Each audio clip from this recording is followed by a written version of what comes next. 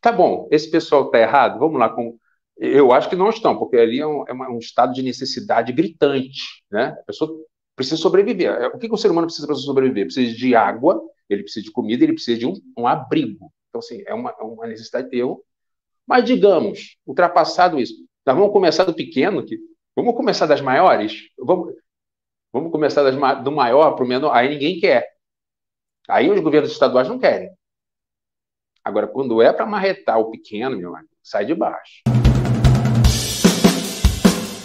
Tem gente perguntando aqui por que o Saraiva não tem cargo no governo? Porque você está com inquérito, é isso, Saraiva? Eu não tenho cargo, assim, são vários Quer dizer, motivos. entre outras coisas. Não, talvez Entre não outras tenha coisas, esse. porque eu conversei com o diretor-geral na época, e eu falei para ele, olha, eu estou nesse momento com meu filho, eu queria ficar um pouco com meu filho, porque eu abdiquei da primeira infância dele toda. Então, assim, eu falei com ele nessas palavras, assim, sem pressa, se precisar de mim, estou à disposição. Eu tenho um excelente relacionamento com o diretor-geral, o Andrei, é muito respeitado.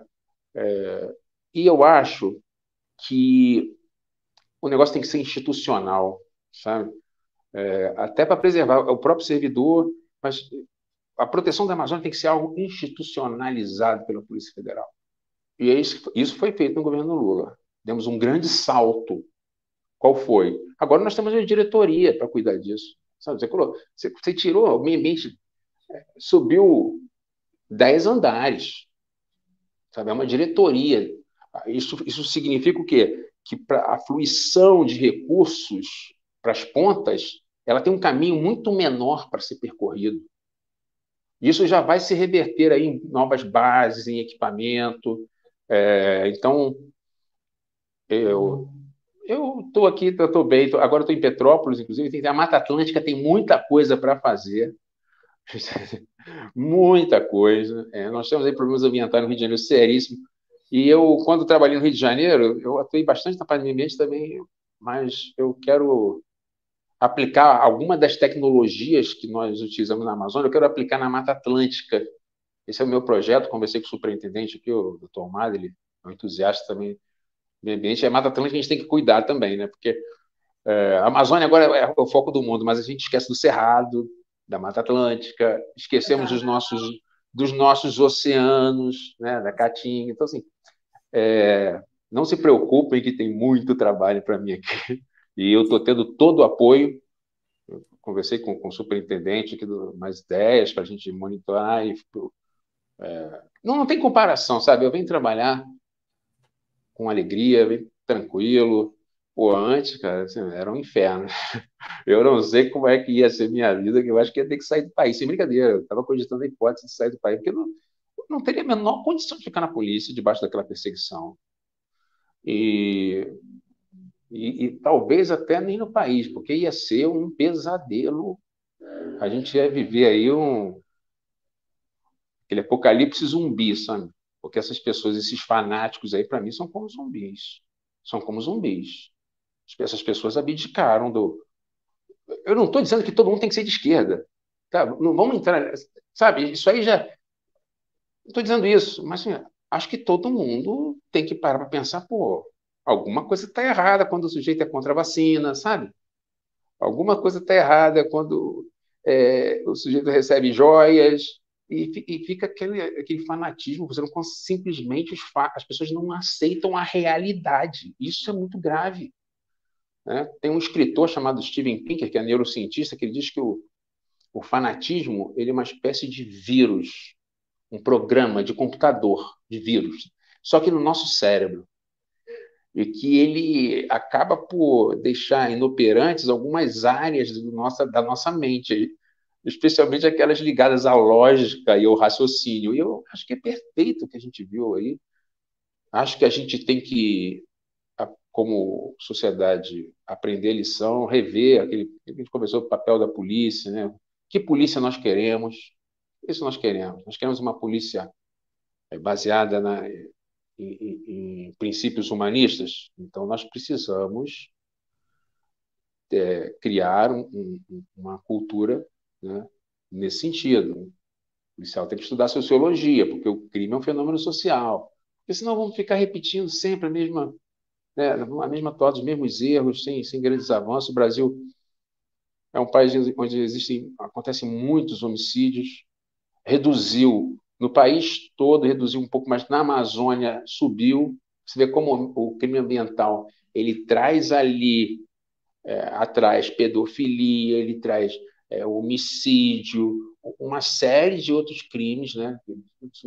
O fenômeno do criminoso não acontece sozinho, aquela teoria da janela quebrada, né? Começou um crimezinho, o outro vem, quando você vê, você perdeu completamente o controle da situação. Não, e você imagina se, né, o Bolsonaro tivesse um segundo mandato, o que ia virar, né, aquela região com um garimpo ilegal sendo ali motivado, né, incentivado, todo aquele, né, genocídio dos povos indígenas, ia ser uma tragédia ainda maior, né, Saraiva, como você falou.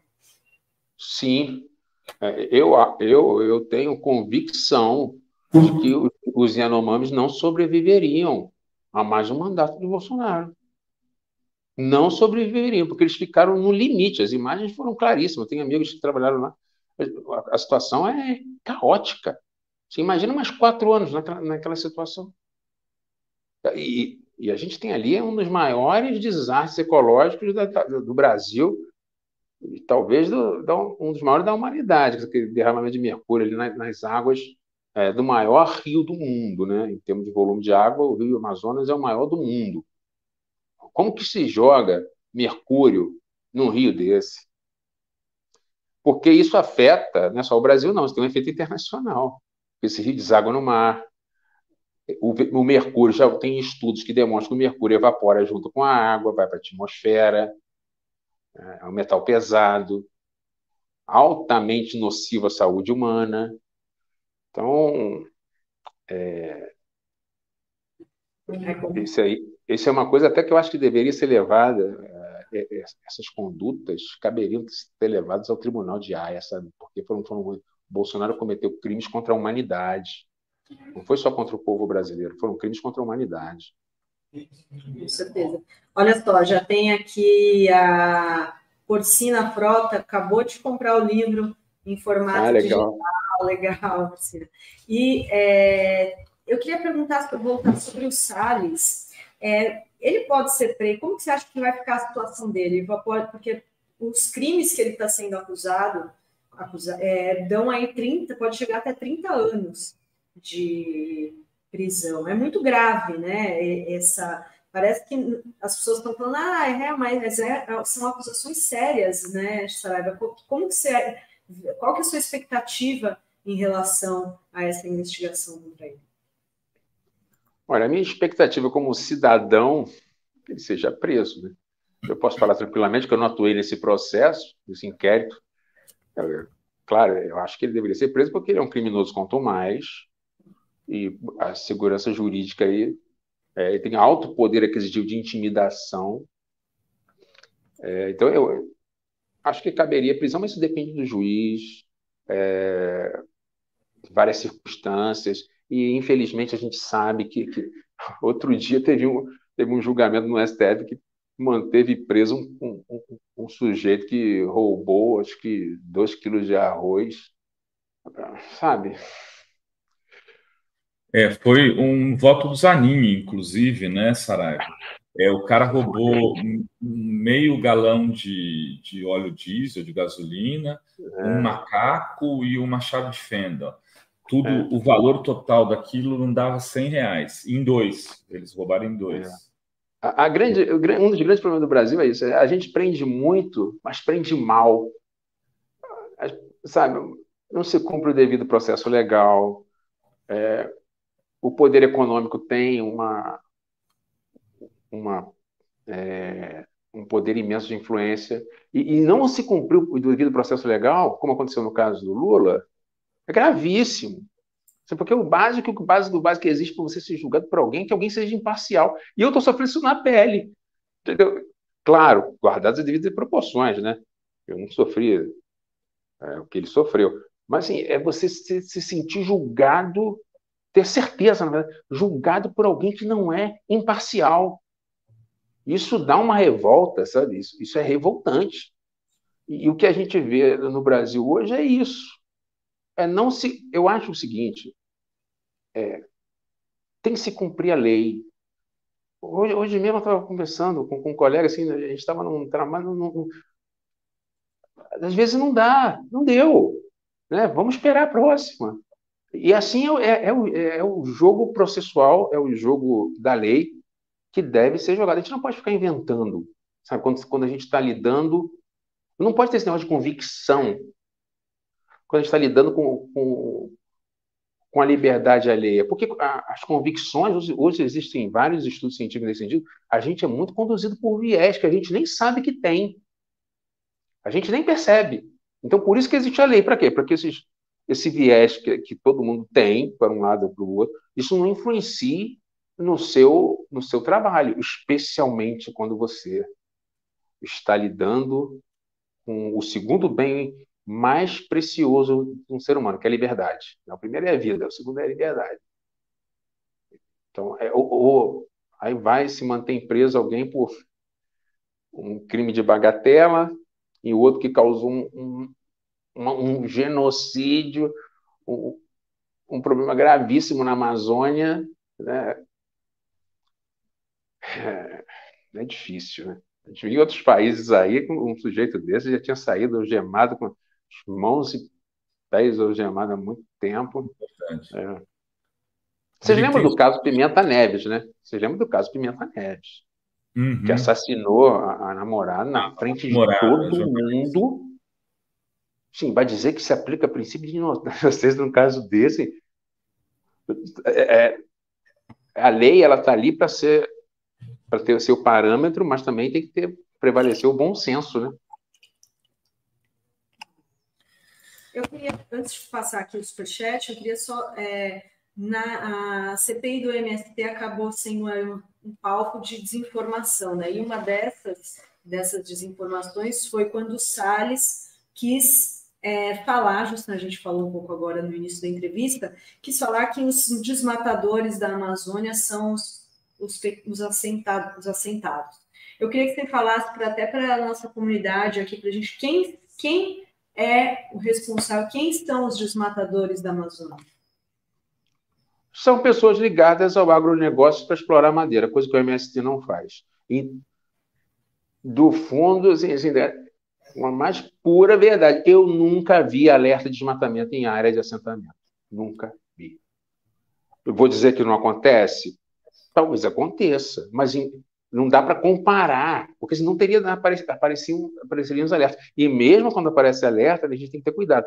Porque os alertas que apareciam, e quando a gente olhar o título, que era emitido pelo INCRA, mas não tinha nenhum assentado lá. Não, e muito menos era pessoa pobre. Então, você não pode considerar isso como um assentamento, porque é um assentamento fictício. Eu estou falando dos verdadeiros assentamentos, onde já eram em áreas desmatadas e tinha produção. Sinceramente, se eu chego em uma área que tem lá, eu acho que existe uma pessoa para exercer a minha função e não uma máquina, porque eu posso, né, pensar e ajustar a norma à realidade. Se eu encontro uma família humilde cultivando, trabalhando a terra, eu jamais criaria qualquer tipo de problema com essa pessoa. Jamais.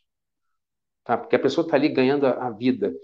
Uma vez aconteceu uma coisa, assim, só para ilustrar como que é o Brasil. Eu estava no Amazonas e chegaram lá algumas autoridades, eu não lembro se do município ou do estado, queriam que a gente desocupasse uma invasão em um local em Manaus. Invasão de pessoas pobres, numa área de Manaus.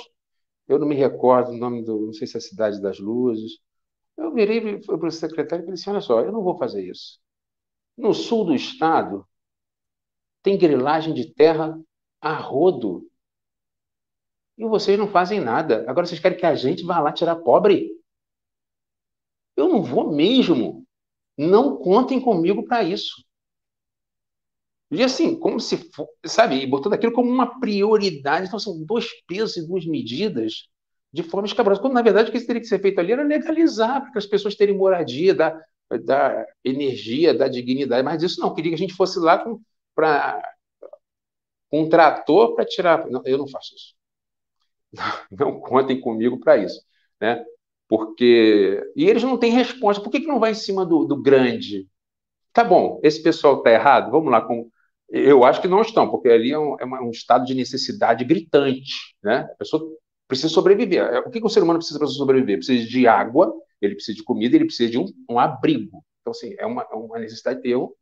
Mas, digamos, ultrapassado isso, nós vamos começar do pequeno, vamos começar das maiores? Vamos começar do maior para o menor? Aí ninguém quer. Aí os governos estaduais não querem. Agora, quando é para marretar o pequeno, meu amigo, sai de baixo.